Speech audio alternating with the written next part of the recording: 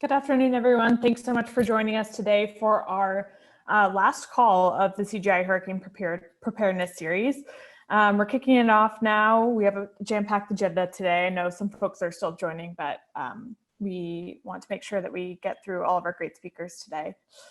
So over the past 10 days, we've heard from organizations in our network on a variety of key challenges that we're collectively facing as a result of the COVID-19 pandemic, which is of course ongoing, and the predictions of an above average hurricane season this year. And we've covered topics on our team such as food security, energy resilience, healthcare, and regional coordination in the Caribbean ahead of this hurricane season. So just a huge thank you to all the speakers and participants who've joined us to date. And today we turn to a topic that I know is on everyone's minds, which is how do we adapt our typical disaster response mechanisms to the context of the ongoing COVID-19 pandemic. The CGI Action Network, as many of you know, was actually really born out of the immediate response to Hurricanes Irma and Maria in 2017, when CGI began to act as sort of a focal point and coordinator of information among the organizations in our network. Which is something that we've continued to do, as many of you will know if you joined our coordination calls around Hurricane Dorian last year. Organizations that are engaged in disaster response remain a really key core part of our action network, which is why we're really excited for today's call. And on the first call of the series, if you were with us, you'll know that we heard the results of a survey that was done by Airlink and CGI, which highlighted the major capacity strains that COVID has placed on humanitarian response organizations. And on that survey, only 22% of the responding organizations said that they expected that they'd be able to respond to a disaster this year in the ways that they have previously, or the same level that they have in previous years. So we know that all of this is something that's really top of mind for you all. So we're excited to use the time today to tackle some of the key challenges we face this year. And we're joined by several great speakers who represent different facets of disaster preparedness and response, from humanitarian organizations to philanthropy to technology. As a reminder, if you'd like to ask any questions of the panelists, please put your questions in the Q&A function at the bottom of the screen, and we'll have plenty of time to answer those during the Q&A period at the end of the call. So today we're going to start by just framing out some of the key issues and priorities with respect to this hurricane season. And I'm excited to welcome Jerome LeBleu from CORE. He's the Chief Operating Officer of CORE, which is, as many of you know, an organization that has been one of the first to respond to many of the recent disasters in the region. So he's going to kick us off today with some thoughts around the impact of COVID on response capacity and the unique challenges of this year. So thanks, Jerome, for joining us. Hi, Becca, and thank you so much for inviting us to participate, and thank you everyone who's connected and my fellow panelists. So yeah, you know, this is just like I think everything during COVID. You know, we CORE, a humanitarian organization that works primarily in the Caribbean and in the US. You know, we've been able to continue some of the traditional preparedness activities that we would have undertaken under normal circumstances and in previous years. But just like everything else, a lot of the preparations have been have become virtual. So on one key point for us is that we just have less time.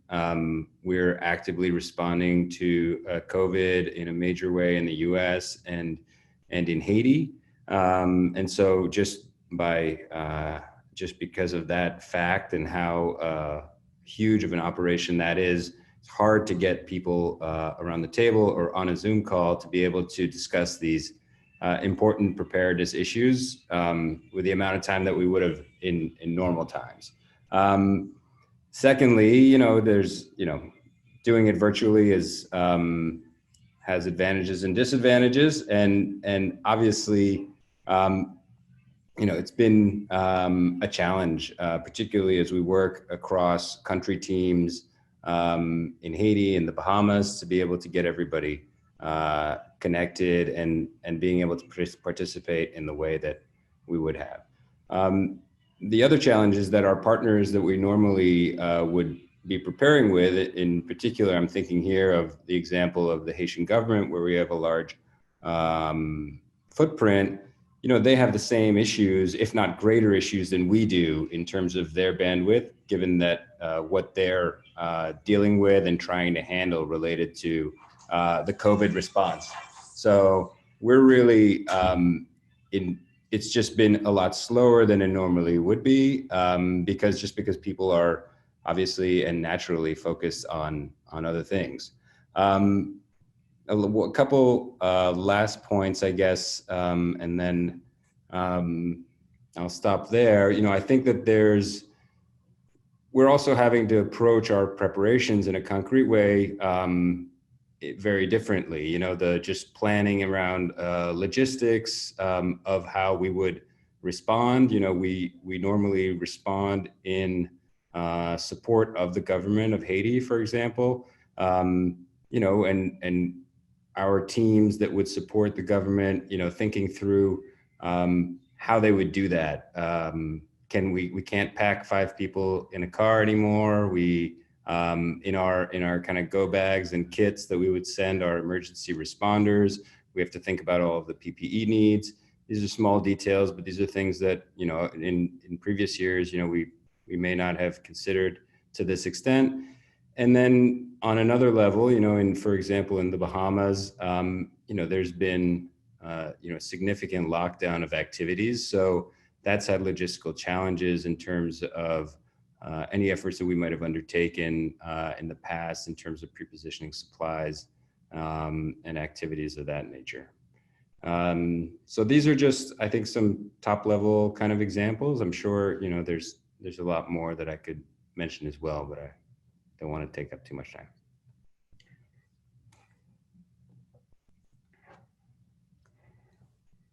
Great, thanks so much, Jerome. I think it's helpful to just hear from an org that's been responding to many, to Hurricane Dorian, to many of the disasters that we've seen recently, sort of frame out some of those challenges.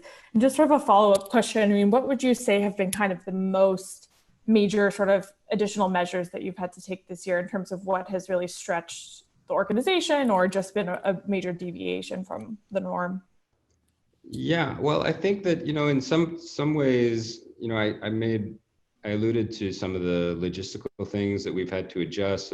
That's kind of normal or standard operating procedures of how we would map out resources and number of vehicles, of personnel and all of that. But on another level,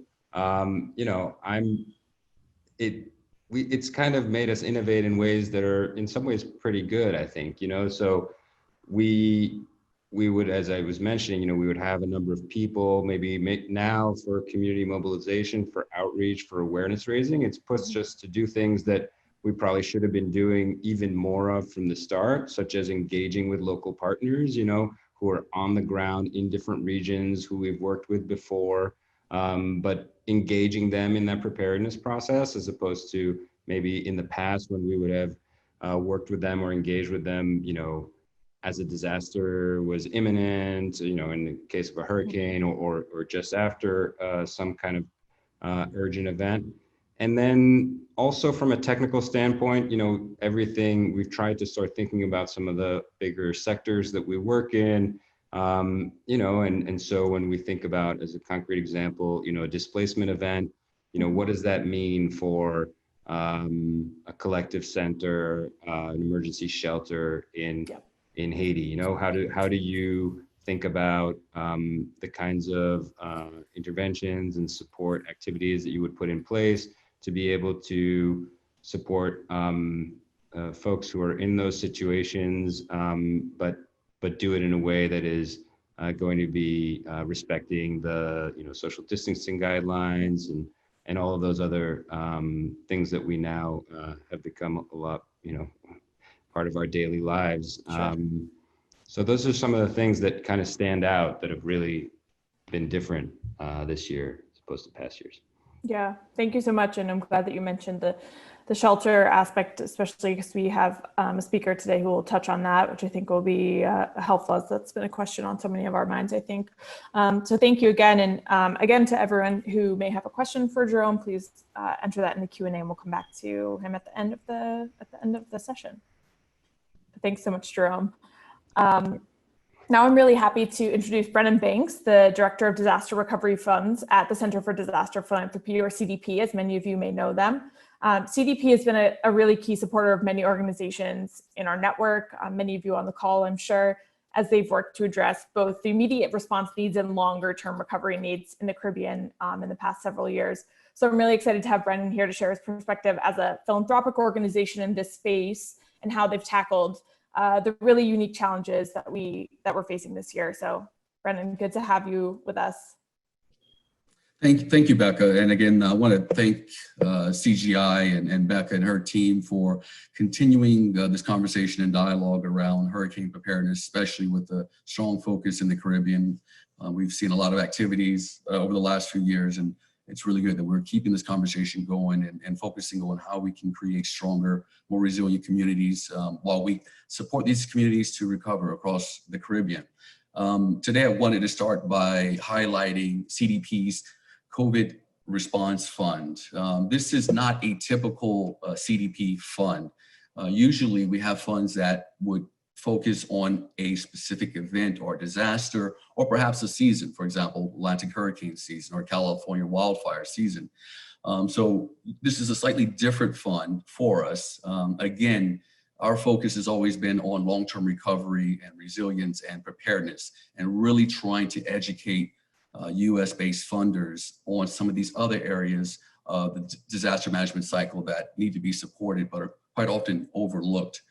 Again, with that said, the current COVID-19 fund is a response fund, but it will be a fund that will touch on recovery activities and interventions going forward over the months and possibly coming years. The COVID-19 fund is a domestic and global fund. So we have been funding both domestic organizations operating here in the US, as well as a lot of international NGOs and other humanitarian partners operating across the globe, some places including Asia, Africa, the Americas, of course, and the Middle East.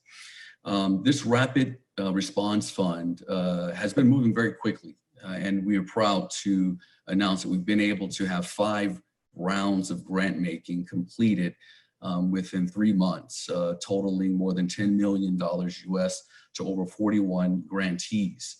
The current round that we are working on right now for grant making from the COVID-19 fund is focused on some priority areas here in the US and includes states such as Texas, Louisiana, Georgia, Florida, Tennessee, Kentucky, and Ohio. And this is through a strategic partnership with one of our donors. And we're focusing on these areas because we feel that these are some of the high-risk areas that continue to need support to address the current outbreak. But again, this is an outbreak. It's a health emergency. It's a pandemic. So it's a very fluid situation that requires us to constantly reevaluate and reassess where can philanthropy play a large supporting role and have an impact on the current needs.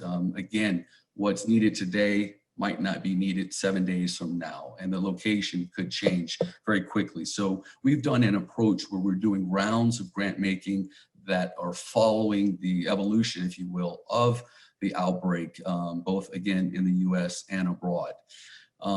Future rounds will also start to focus more on recovery and resilience. Obviously, there'll still be some response activities and interventions as we continue to try to control and contain the outbreak. It's also very important for us at CDP that we really follow a localization approach and trying to identify smaller nonprofits, community groups, and organizations that are embedded and are a part of communities that are considered at high risk, more vulnerable, or are currently going through a sort of surge of new cases. So that's really important for us that we do targeted approaches to identify these groups, identify these communities, and make sure that they also are supported because they're a big part of the community level fight against the spread of COVID-19. And as always, the Center for Disaster Philanthropy, we try to look through our grant making through an equity lens. And we want to make sure that we're supporting those populations and communities that might be disproportionately affected by the disaster. And again, that could be homeless population. It could be refugees, IDPs throughout the world in refugee camps. I'm proud that we were able to partner with a few NGOs, refugee and IDP populations in Latin America, as well as in Yemen, just to name a few places. So we've been moving forward very quickly, but again, it's a fluid situation, and we will monitor where the needs are week by week and continue to do rounds of funding that match the needs as they are realized. In addition to talking a little bit about our COVID-19 fund, I was asked to maybe link that to our more traditional hurricane preparedness, response, and recovery work through our annual Atlantic Hurricane Season Fund. Obviously, we're still working with multiple grantees and partner organizations impacted by the last 3 hurricane seasons. And this includes local long-term recovery groups and committees. It includes, again, local nonprofits, as well as some of our larger NGO partners. So at the moment, we're in conversation with our grantees in Texas, Louisiana, Florida, North Carolina, Puerto Rico, USVI, and the Bahamas, to name a few of the areas that received significant hurricanes over the last 3 years. So we're working with our current grantees to make sure that they feel that they are still prepared for any future shocks or any future events that might occur. And again, I'm viewing all of this through the lens of disaster philanthropy. So it's important for us to ensure that our grantees, as well as some of our local funding partner, local philanthropy, could be regional foundations, community foundations, that they're also being contacted and ensuring that they have systems and support in place to respond to any potential hurricanes, while at the same time responding to COVID-19 and all of the significant secondary impacts that they're seeing within their communities.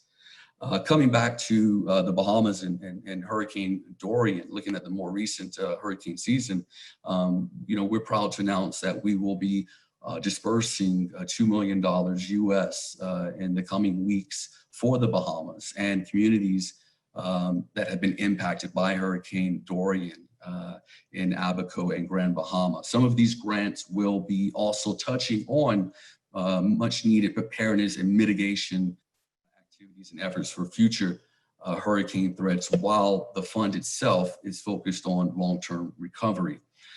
In terms of any possible focus adjustments related to COVID-19, again, we will have to continue to maintain sort of a targeted assessment and really looking at localized interventions that might be needed to support infection prevention and control after a hurricane. And these are going to be really important measures.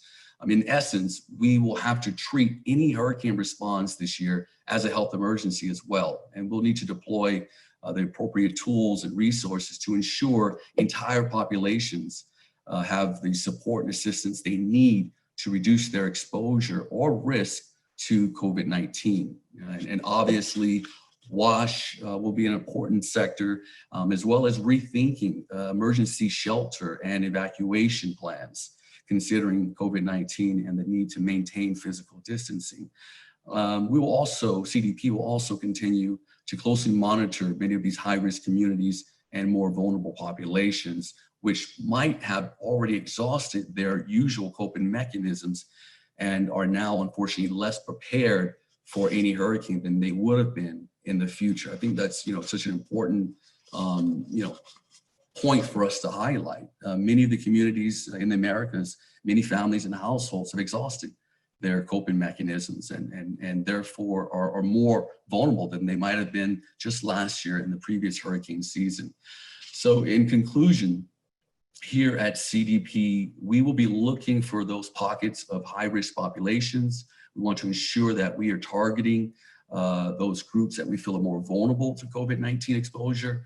And I believe that rapid and localized intervention and approaches will be even more important for this hurricane season, considering the ongoing COVID-19 pandemic and the response to it. And in conclusion, And then this is really for my philanthropic colleagues and others working in disaster philanthropy. We really need to ensure that we're maintaining and promoting a localization approach, ensuring that we are reaching the communities and community groups in these locations that are high risk to COVID-19 exposure.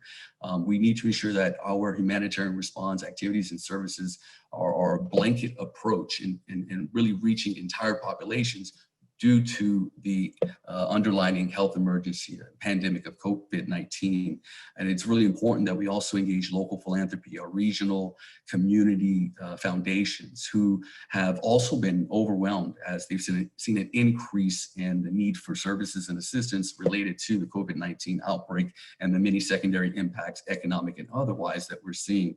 And then lastly, we need to always continue to promote and ensure disaster equity and inclusion is in all of our work, both in terms of philanthropic dollars coming in as well as humanitarian organizations and implementing partners. It's so important always, but I think it's even more important given the COVID-19 pandemic we find ourselves in. We really need to ensure that disaster equity and inclusion is a focus in all of our work and all of our programs during this current hurricane season.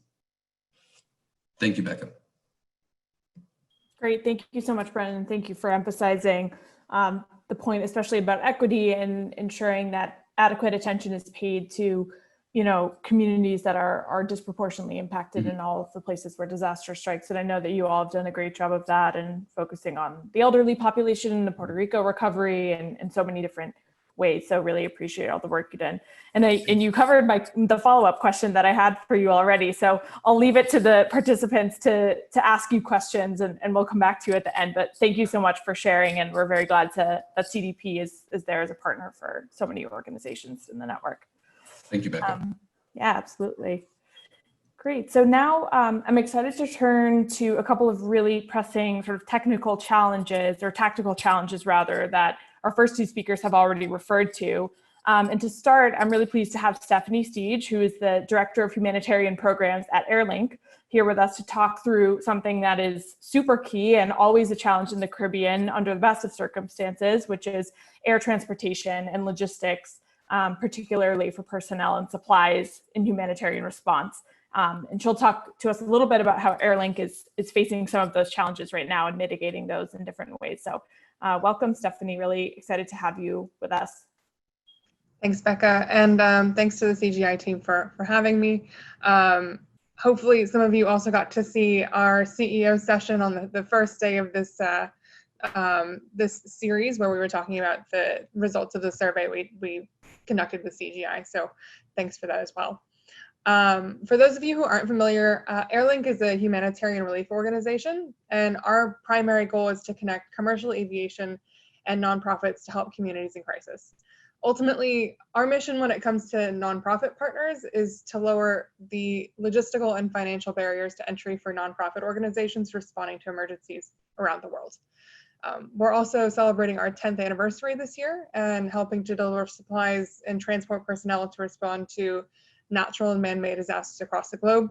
And we've actually been working with CGI since 2014, when we set up an air bridge to West Africa to address the Ebola epidemic there. So today, obviously, we're facing an emergency that is arguably far more difficult to respond to, and that's COVID-19. So today, I just want to talk to you guys a little bit about the aviation sector. It's our sort of primary donor and constituent, how this is affecting our work, and the potential response in the Caribbean, as well as talking to you about a program we launched earlier this year to help bridge the gaps created by COVID-19. So just to start, it's important to note that year over year, there was actually a 64% decrease in daily flights between the first quarters of 2019 and 2020. So that's meant that shortages of flights, air freight handling services, and other services have caused, as many of you are now familiar, a noticeable increase in the cost of operations for airlines, and therefore higher air freight and passenger prices. Simply put, our sector is now having to send more product around the world to help communities we work in, but the cost to do so is significantly higher. In addition, the global economic downturn has meant that while there are many airlines willing to do quite a bit to support the pandemic response, the supply of free airlift is vastly outweighed by the need. So it's actually significantly affecting our model. It obviously means that we're seeing a need for our work more than ever, but it also means that we're leaning more heavily on private sector donors and foundations outside of the aviation industry to help us offset the increased costs of transportation logistics. So, except in a few cases where we have strong relationships or existing commitments, donated airlift is no longer the norm. And that's forcing us to reevaluate how we work with nonprofit organizations where we're providing discounted or at-cost rates rather than free lift and logistics, as well as how we fund our own operations to facilitate airlift around the world. And in the absence of significant funding for logistics and transportation, at least according to the survey that we conducted, NGOs we know are making the tough choice between sending enough supplies to country programs and to community organizations and being able to afford the efficient transportation needed to get them there. As with many organizations, we're learning and we're adapting. So at Airlink, we often talk about the power of and. That's the ways that our program acts as a force multiplier for transportation and logistics funding. And so to that end, we're actually working with a couple of our nonprofit partners right now to build logistics costs into existing and new funding proposals and demonstrating to the philanthropic community the power of partnership. So with all that said, how is this going to affect a potential response in the Caribbean? Obviously, we saw that in the response in the Caribbean to Hurricanes Irma and Maria in 2017, there were several challenges, including navigation of multiple jurisdictions that are governed by many different nations, limited central coordination, communications difficulties, and as is often the case in any rapid onset emergency, a constantly changing situation with respect to airport functionality, aviation assets, and ultimately humanitarian need. So obviously these challenges presented themselves again on a smaller but equally complex scale during the 2019 hurricane season with Hurricane Dorian. And then add to these challenges COVID-19. And as many of you who are working in the Caribbean already know, things are getting even more complicated, particularly when it comes to sending personnel. With the state of aviation sector, as I said before, many of those higher cost vacation-oriented routes have been pared down due to decreased demand, meaning that flights that used to take 5 to 7 hours from the US to the Caribbean, for instance, USVI, might now take 20 hours or more due to connections. Having access to fewer flights necessarily means fewer options to fly in skilled response personnel and cargo as well.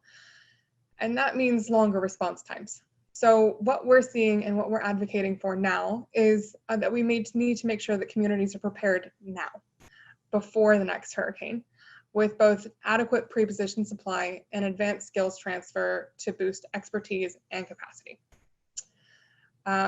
So with that, I just want to talk a little bit about the program we launched earlier this year to do just that. The program is called Aviation Cares, and it stands for, Coordinated Air Response for Emergency Supplies.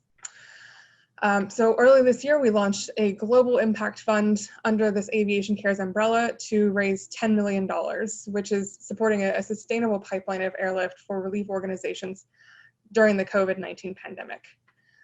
Through financial and in-kind contributions from the aviation industry and from corporate donors outside of that industry, we've already raised about $1.8 million towards the goal, most of which has already been committed to charters and other flights that have occurred over the last 4 months, or will be wheels up by the end of June. That totals nearly 370,000 pounds of supplies and more than 7 million pieces of PPE around the world. Obviously, this is expected to be our largest single response in Airlink's 10-year history.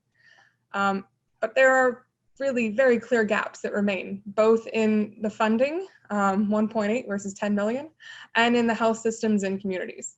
At this stage in the response, the team at Airlink and our nonprofit partners are focused almost exclusively on providing COVID-19 and seasonal emergency response support to sub-Saharan Africa, and Latin America and the Caribbean. We want to ensure that there's a support system in this extremely resource scarce environment for nonprofits throughout this emergency of COVID-19 and when the next one hits in the Caribbean. And that's because, as Brennan noted just before me, every emergency this year needs to be treated as a health emergency as well. So with that said, I just want to outline a couple of ways that, that people can get involved. So if you're on this call as a nonprofit organization, we're inviting you to partner with us on funding proposals and on the needs that you maybe have to support communities around the world.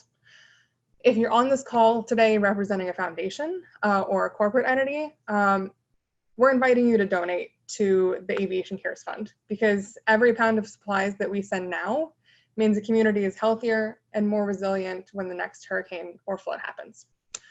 In addition to that, because we're talking about preparedness, I do want to just outline that last year we launched a guidance note online, and that guidance note walks nonprofits through the process of shipping cargo by air in emergencies.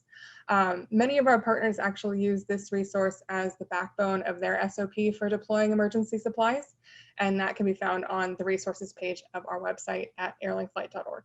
So I think that's it for me, and thanks, Becca. Thanks so much, Stephanie. That's really helpful. You guys are clear experts in this, so really helpful to hear your perspective on this really sticky particular challenge, and really excited to hear about all the work that you've launched to mitigate this, and hope that others on the call will be able to get involved. And anyone who wants to get in touch with Airlink, please, feel free to reach out to me or any member of our team, and we can loop you guys in with them to discuss further. So thanks again to Stephanie. And now I want to turn to Denise Solis from the International Federation of the Red Cross. She's the Emergency Shelter Senior Officer for the Americas region.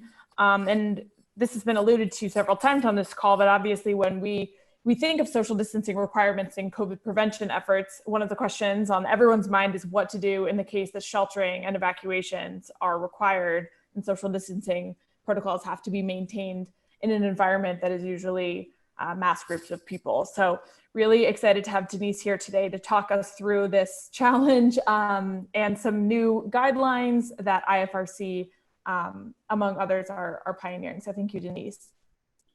Thank you, Becca, for the introduction, and good afternoon to everybody. Thank you to the CGI team for inviting us to this session. Well, yes, there are many challenges that we're all facing because of COVID-19. And in order to maintain social distancing and trying to keep the quality life, dignity of families during displacement, it is really important to think that the way that the shelter is planned and managed has an impact on the resilience of the families, and also in the type of assistance and protection that they need. The other thing is that the location, size, design, and duration of the shelter needs to be specific to the different contexts that we have. What we recommend to keep in mind are the following pillars. The first one is identify essential activities in the shelter, existing resources, and business continuity plans with minimal staff. All non-essential actions should be stopped and postponed. The second one, it's identify spaces for isolation of positive COVID-19 cases. The third one is the selection and training of actors on management and referral mechanisms for potential cases of COVID-19. What we always think and say is that if we don't train staff, we don't keep updated our people and the people that are going to be assisting, it's going to be really, really difficult for them to provide the access and to solve any type of issues that they will have on a daily basis. The other point is that we should try to ensure that the respect to COVID-19 are present in all shelter activities. For example, if there are any recreational spaces or distribution centers, there should be hand washing spaces, practicing in all type of activities at the beginning and at the end of each activity. The other point is that we should be monitoring the people that are entering and leaving the shelters, because we don't know when they can get the virus on themselves. So we need to protect the way that the shelter is living. And last but not least, there is, to avoid overcrowding, what we like to keep in mind, and we're always emphasizing, not only for COVID-19, but in all type of humanitarian responses is to try to maintain the 3.5 square meters as per sphere standards per person, and try to keep shelters, in this case, because of COVID-19, try to keep shelters with less than 50 people inside. In an ideal world, what the general recommendations is to try to provide a person 11 square meters per person on a room, but we know that that's going to be really difficult to achieve, specifically talking, it's not the same thing given a response, for example, in the Bahamas than in Haiti, and the type of resources that it might be available. That's why we will always recommend to try to keep it to sphere standards. But now that we have COVID in mind, we need to, if the recommendation is try to keep 50 people per shelter, then try to identify new places for sheltering. You just mentioned a really good point about shelter management guidelines and technical assistance resources. Well, currently different countries in the region are providing assistance in different types of emergency shelters, transit centers, or collective centers. And one of the key important things that we have been doing is not only share guidelines, but also provide online trainings to keep volunteers and staff updated on how to properly assess and manage these sites, taking into consideration COVID-19. Since most of us, because of this situation, we're working from home, we decided to do these online trainings to connect with more than 20 countries so far. And we are recording all these sessions, and we're saving them alongside with the guidelines in our platform that it's called Soconi. We will share the links of the platform with Becca and the host so that of the conference, in case you need to see and share this. There's recording of the webinars alongside with the minutes of each webinar and with the guidelines on each of the recordings. There are many concerns whenever we talk about trying to manage people and more in collective centers. We know that it's going to be really challenging whenever a hurricane or any type of disaster comes, whenever a family loses everything, specifically talking about the sheltering space for them, which is their home.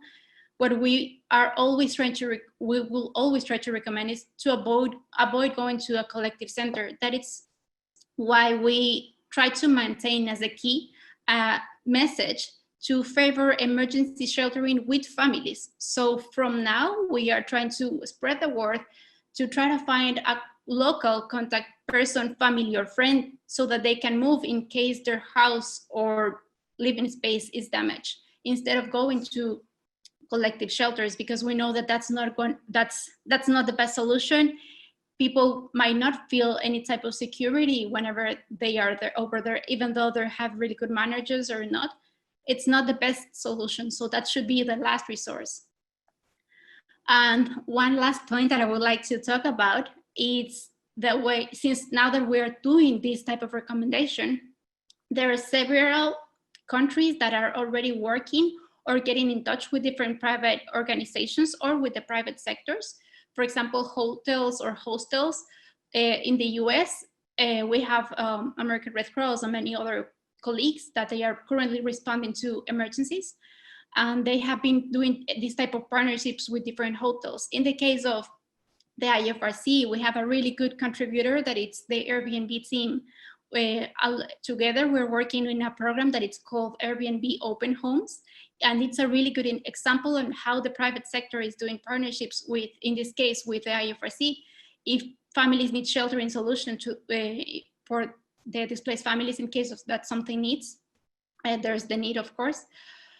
So what we are trying to recommend is to the different countries and different actors, try to avoid massive sheltering or collective centers so that they can feel more secure in a different type of area. That's it from my side, Becca. I don't know if you have any questions.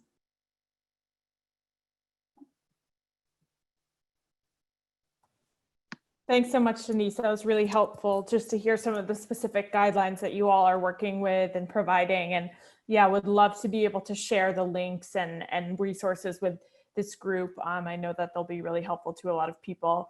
And I'll save questions for the end, but please, if you have any questions for Denise on any of the specific guidelines she mentioned or different partnerships, put them in the Q&A and I'll make sure to address those at the end of the call too. So thank you again, Denise, for being with us today.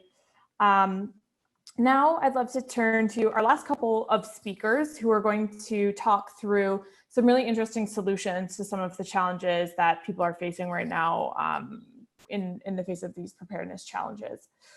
So first I'd love to introduce David Tura, who's the founder of Enclave Group. And they recently, through IBM's Call for Code initiative, launched an application called SafeQ, which helps different businesses and others manage social distancing needs in public spaces. So really excited to have him here to tell us a bit more and sort of the application of this app to the work that you all are doing and the social distancing needs that we're all grappling with. So thank you, Dave, for joining. Great, thanks, Becca. I'm excited to be here, and thank you for the opportunity to talk about SafeQ.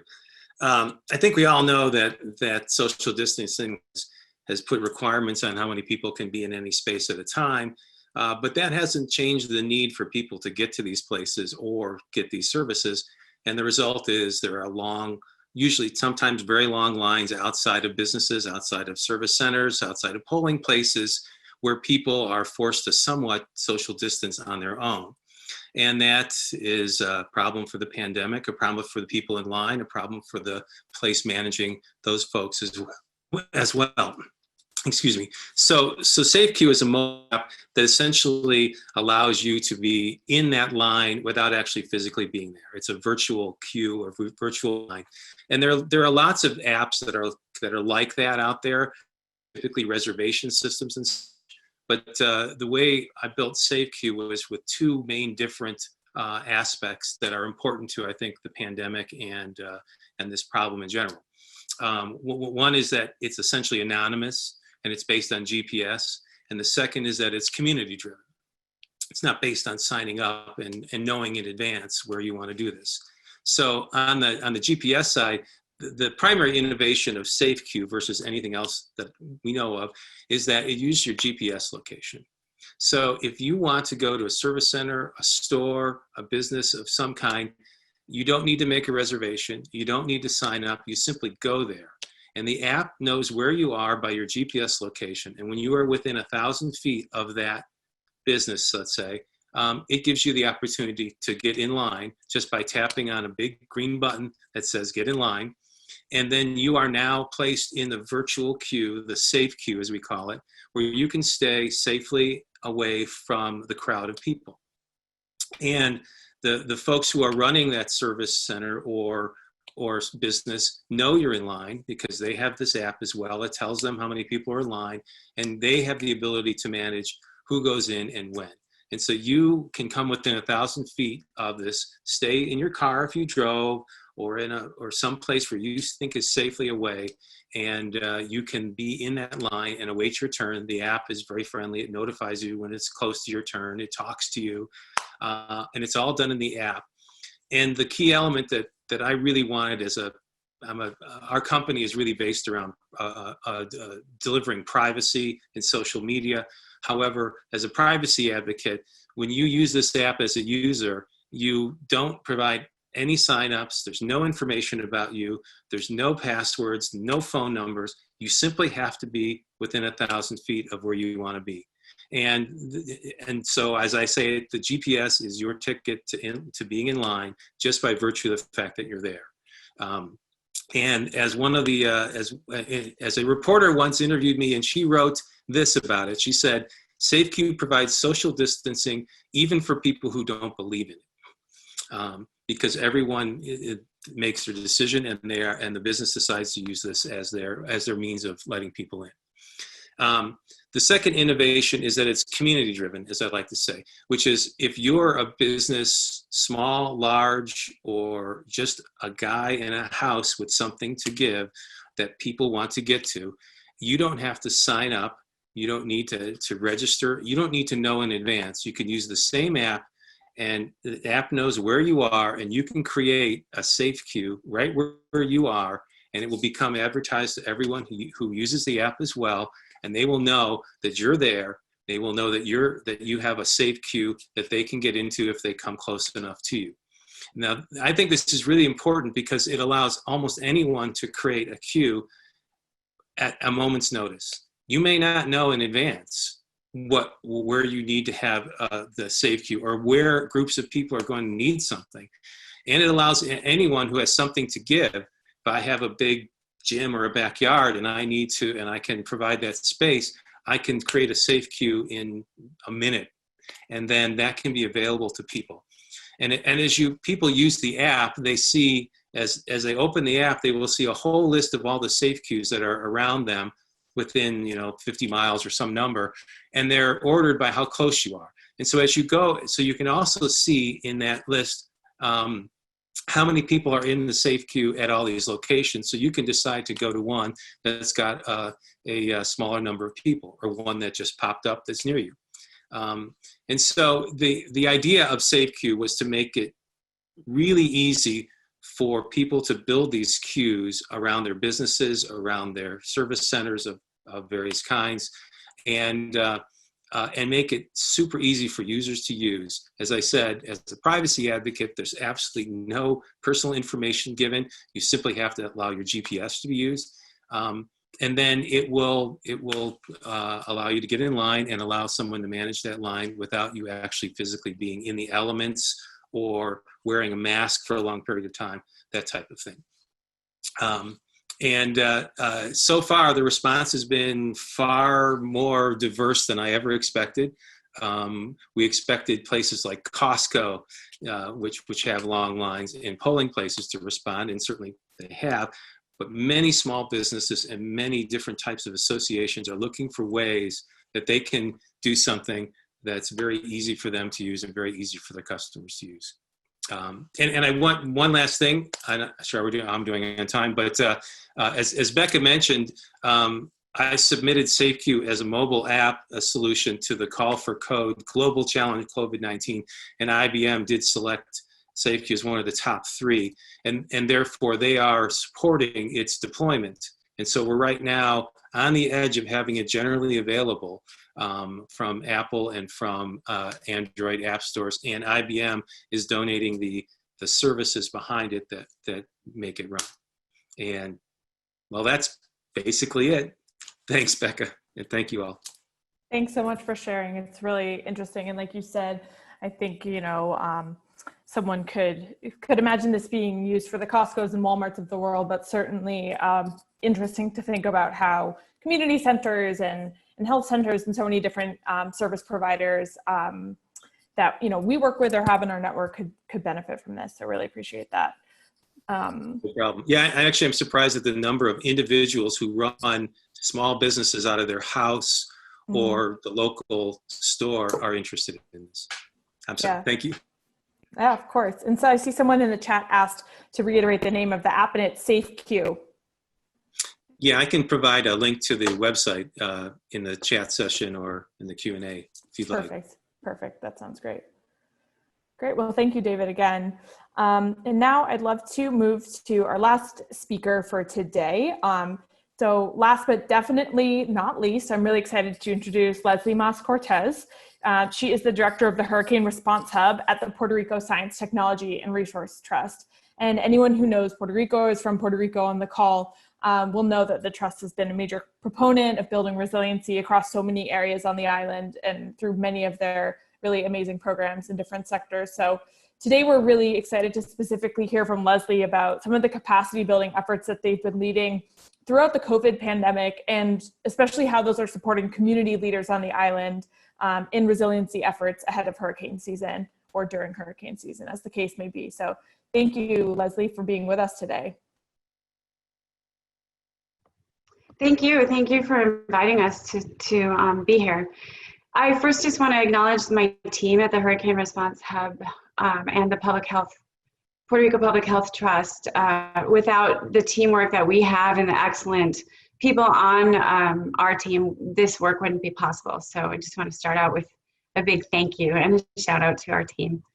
Do I advance my slides, or do I ask? You can move to the next slide, please. My colleague will advance them. Okay.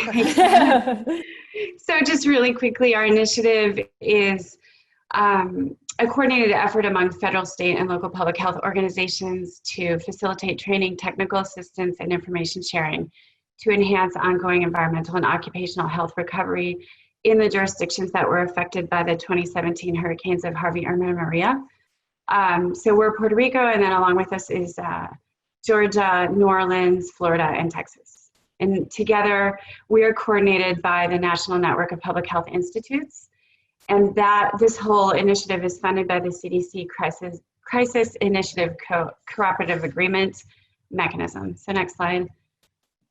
One of the main roles that we provide in assisting the citizens of our jurisdictions is through technical assistance requests. So any citizen or person, member of the public health workforce, first responder workforce, can submit a request to us, and we need to respond with our partners within 48 hours with evidence-based, science-based guidance and technical assistance and resources. So you can go to the next slide, please. A main way we do that is just connecting resources with people and people with resources. So the topics that we can address are disaster-related morbidity and mortality surveillance, community assessment for public health emergency response, disaster epidemiology, environmental health issues, occupational health issues, and then just general communication support. And especially in Puerto Rico, language is always an issue. So we do a lot of Spanish, English, Spanish, translation, etc. Next, please. This is our some squares depicting the topics that we address. And in addition to these topics, we've been allowed by the CDC to address COVID-19 issues where they coincide with our existing work on training and technical assistance and capacity building during the hurricane season. So COVID-19 is on the minds of all of the first responders and people preparing for hurricanes. So next slide, please. This is a list of our partners, and I hope after this presentation we can leave with additional enhanced partnerships to help improve the services that we provide through the region, not just in the jurisdiction of Puerto Rico.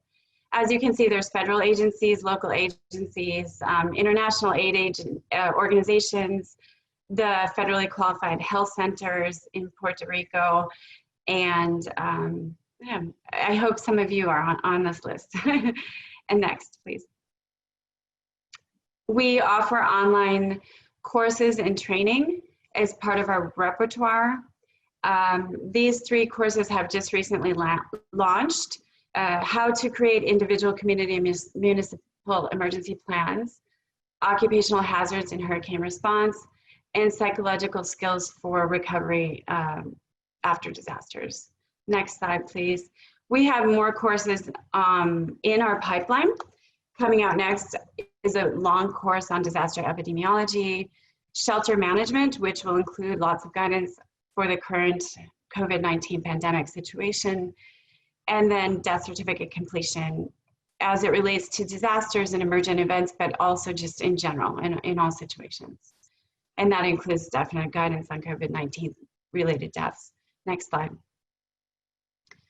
One of our main projects is enhancing resilient communications, which we all know was a major problem after the hurricanes. We're purchasing radio equipment, KP4 radio equipment for our local emergency management bureau. Next slide. These will be placed in these locations throughout Puerto Rico, including our islands of Vieques and Culebra, to just ensure that our emergency responders have resilient communications in a disaster situation. Next slide, please. We have some webinars that have been held and will be held. Next one coming up is on shelter management, public health guidance during the COVID-19 pandemic, featuring Dr. Miguel Cruz, who's one of the nation's experts and has written and prepared that guidance for CDC. So I urge you all to tune into his talk on Wednesday, June 17th at 1 o'clock. The info and the registration link is on our website. Next, please. In addition to the webinars, we've created lots of fact sheets about COVID-19 infection prevention and control for first responders and for community leaders. We've noticed that, you can go to the next slide. This is all available on our website. We've noticed that during this current pandemic, some of the people that have, not stayed at home during lockdown orders are people that definitely serve some of the most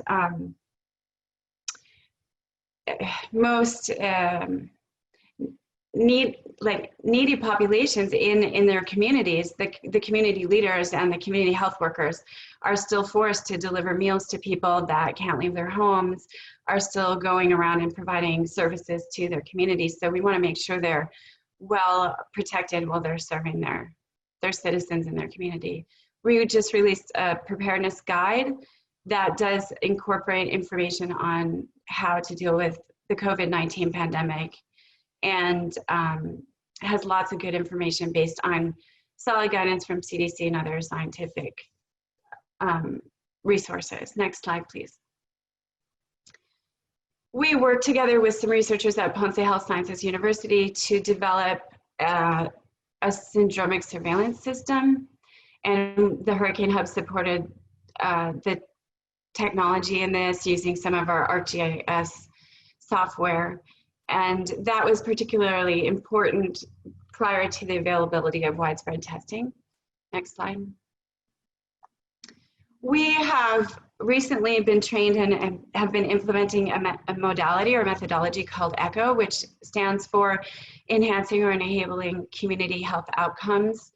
It is a all teach, all learn approach to delivering training and capacity building, and it really values the expertise and participation of the participants but as equally as the subject matter experts. We like this modality during you can go to the next slide, please. We like this modality a lot in the Hurricane Hub because it does allow for the discussion during the COVID-19 pandemic, particularly for participants to talk about local implementation challenges and difficulties and situations that might not have been thought of yet by experts that have created guidance. So those talks around implementation are really important, and especially local implementation issues. Our first ECHO was on mental health and resilience for the public health first responder workforce during hurricane season and COVID-19. We partnered with our local Department of Health, Project Hope, AmeriCares, Alianza, Laura, and Carlos Albizu University, our academic partner. Next slide. Our second, this is more about our first ECHO on mental health. There's some topics here. Next slide. You can skip this slide. We can come back to it later if you like. Great. So our next ECHO session, our second ECHO session, is on resilient community, working together to create a resilient community. This features subject matter experts who are current community leaders that have built centers of resilience or organizational capacity for resilience in their communities, and participants are community leaders throughout Puerto Rico. Next session, please. ECHO is a virtual modality, so it's perfect for the COVID-19 pandemic situation. We use the Zoom platform, and this is an example of the flyer for the community ECHO. Our next session is actually tonight, if anyone's interested in joining in. It's all offered in Spanish, and the Zoom link is found on this flyer, and I can make it available in the chat later for your benefits. So tonight is our fourth session for this ECHO series. Next, please. These are areas that we've reached in Puerto Rico with this particular ECHO series. Next slide, please.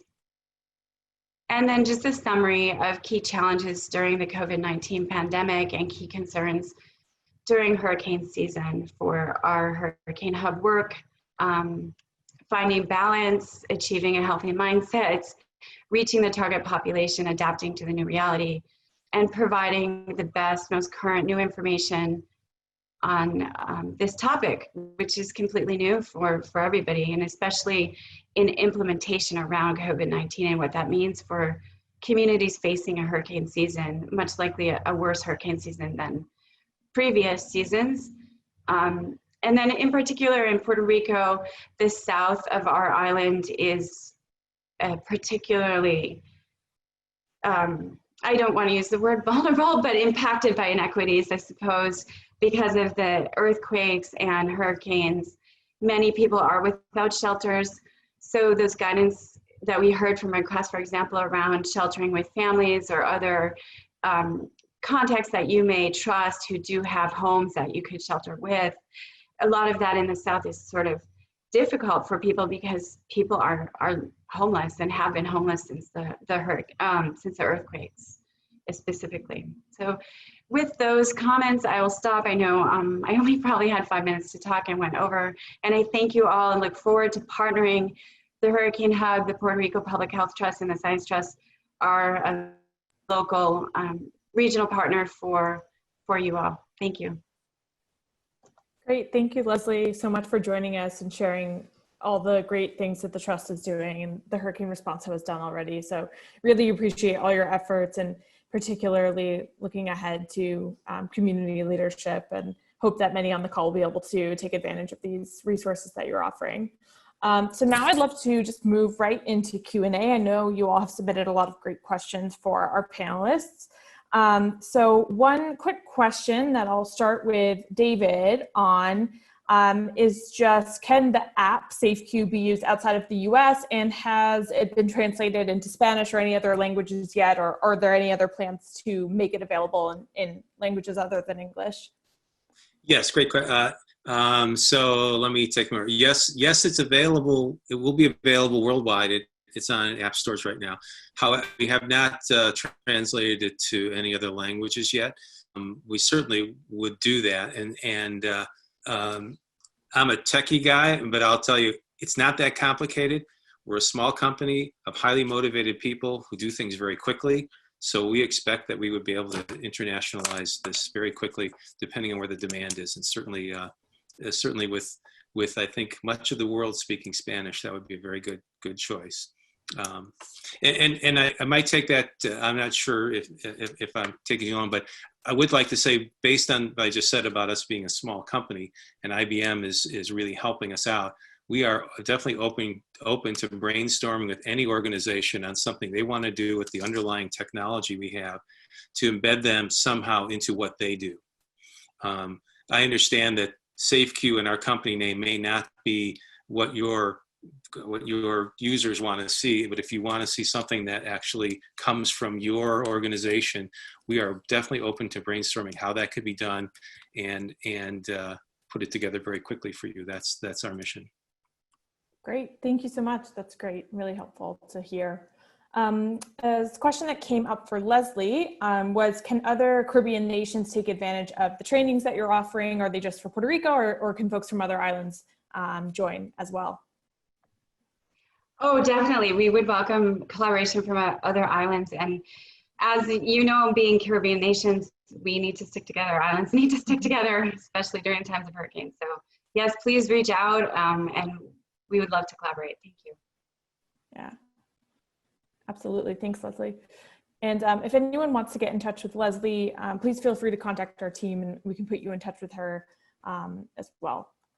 The next question was for Jerome, and this is a bit of a big question, but specific to the Haiti context, where, as many people will know, Haiti has been struggling with a lot of civil unrest over the past couple of years.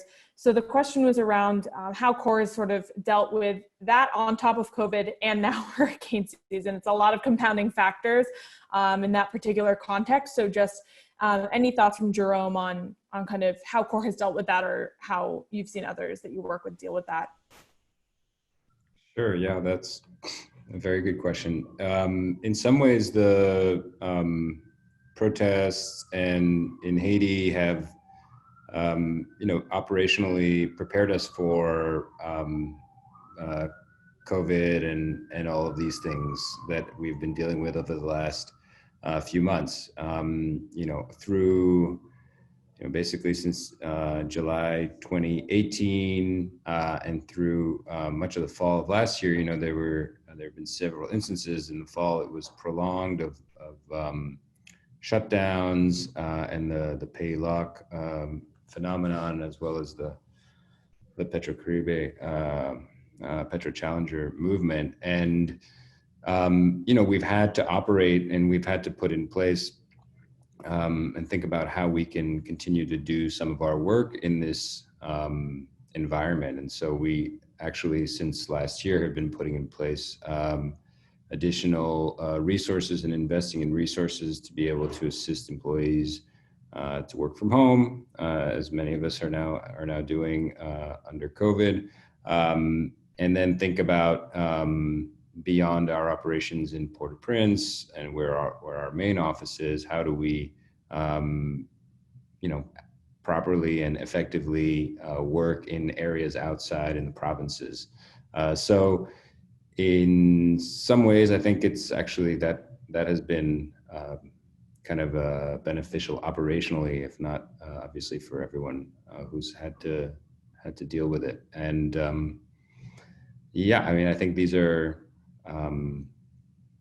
as anyone who works in Haiti knows, this is these are challenges that we all have to deal with, and that we do our best to address. And we really try to focus on safety of our staff, of our partners, first and foremost. I'm not sure there's much more I can add beyond that, but we just try to do our best. Yeah, absolutely. Thank you, Jerome. I think that's helpful, and true that in many ways Haiti was a lot more prepared for sort of COVID than having been on a lockdown for a while. So the next question that I'd love to ask is for Denise. A participant wrote, speaking particularly about the current context in the Dominican Republic, where COVID-19 infections are continuing to rise very rapidly. So his question is, does IFRC or do you as the shelter lead have any advice for this particular type of situation where cases are spiking, as opposed to in many other Caribbean countries where infections have been controlled very well? Thank you for that question.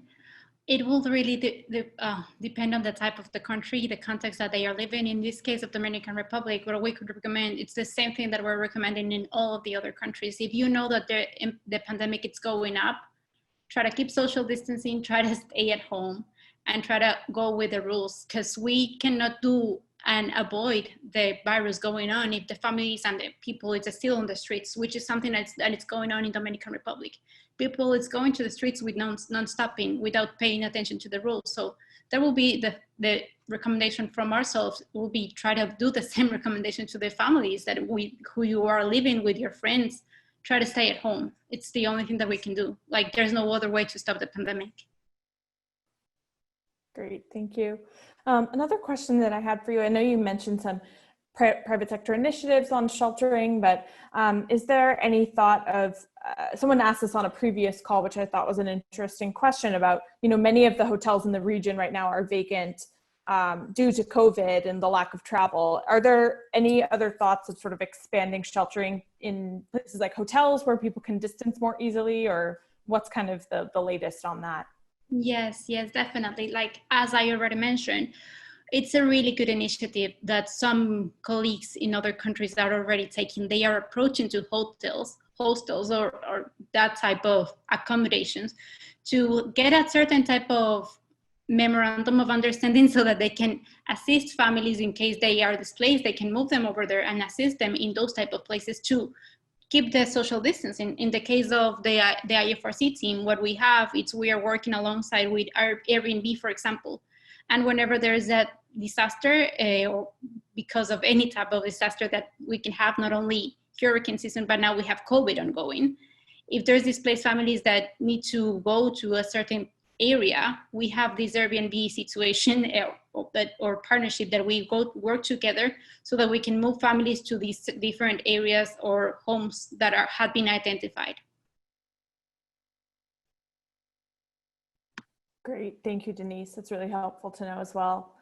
Another question I would have for Brennan is, I know you've mentioned, and many on the call are aware of sort of the ongoing funding that you're providing to those in who were impacted by Hurricane Dorian and even Hurricanes Irma and Maria. How significantly have you seen COVID impact sort of those ongoing recovery programs? We'd just love to hear you shed a bit of light on that. Yeah, thank you, Becca. That's a great question, and it's a really important conversation that others need to really engage in. Many of our grantees, we have to remind ourselves that, when communities are on lockdown, a lot of our implementing partners are on lockdown. Many of them rely on volunteers, whether it's Red Cross or All Hands and Hearts. A lot of our organizations out there require volunteers, which are also on lockdown. A lot of these organizations that are doing ongoing recovery work, whether it be in the Bahamas, whether it be in the Caribbean related to Irma, Maria, or here in Florida with Michael, a lot of the recovery work has either come to a standstill or it's had to be significantly scaled down where only essential staff and volunteers can engage in those activities. So what we're seeing from a far majority of our grantees and humanitarian partners is that they're requiring extensions and more time for them to complete their objectives and scope of work, whether it's repairing homes, rebuilding homes, schools, or supporting livelihood initiatives. We're seeing that they now are requiring more time. And in some cases, their costs are increasing because the supply chain impacts from the supply chain and trying to access material resources needed for their projects. So across the board, we're really seeing a significant impact on recovery efforts on many communities in the U.S. and outside the U.S. Because of COVID-19. And I would ask people to take a look at our website, disasterphilanthropy.org. I recently wrote a blog on this issue, encouraging funders not to forget these communities in Florida and the Bahamas and elsewhere that still need support. And at the same time, they're losing that support because of lockdown, because of costs of materials that are no longer available and the supply chain difficulties attached with it, and logistics costs, as our colleagues at Airlink can attest to. The price of moving goods by air in some cases have gone up 100 and 200%. So it has had a significant impact in the recovery on current communities still recovering from previous disasters, and we want to make sure that everyone still remains committed and not overlook those needs, especially with the Bahamas. I mean, I'm sitting here in South Florida, a couple hundred miles away from Bahamas, where there's still a significant amount of need, and the attention is not there. So let's remain committed to these communities that need their support, need our support long term. Yeah, absolutely. Thank you, Brennan, for that reminder. Really timely and really important to not let kind of all the challenges of this year eclipse the things that have happened last year and that are still really deserving of attention and needing of attention.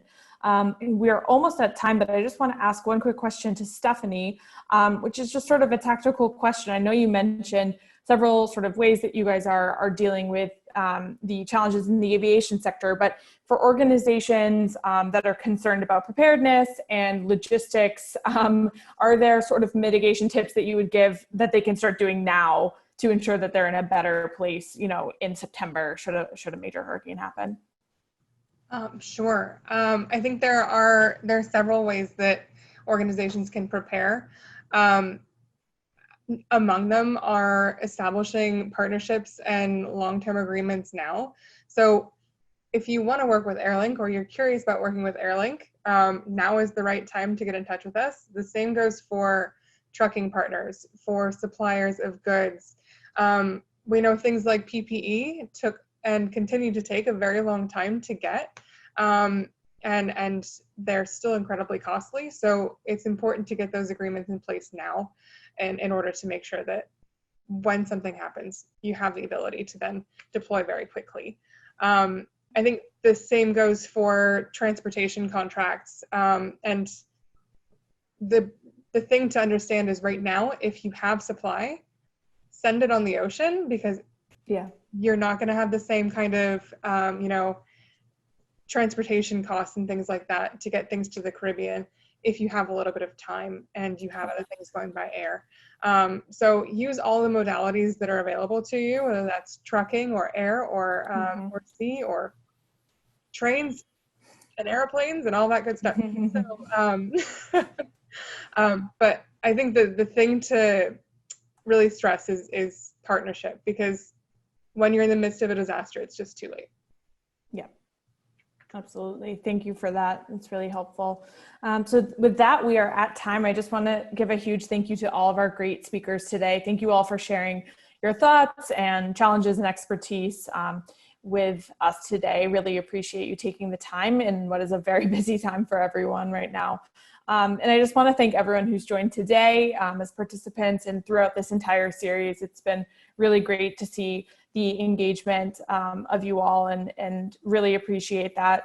We'll continue to dig into these topics this summer. Our next calls that we're planning are going to be focused a bit more around community-based responses on some of the different islands that are represented in our network. And should there be a storm, major storm or hurricane in the region this season, we'll certainly play the role that we always do in pulling together coordination calls and sort of doing whatever we can to be helpful to our network in information sharing and resource sharing. So please know that we're always available for that should the need arise.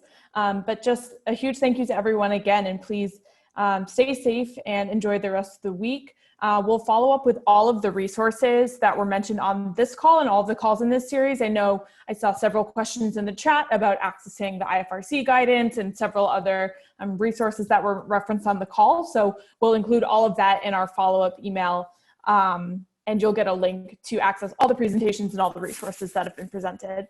As always, please feel free to reach out to me or any member of the CGI team. Our email is here on this slide, cgiactionnetwork@clintonfoundation.org. And thank you all for your time and engagement, and we will talk to you all soon.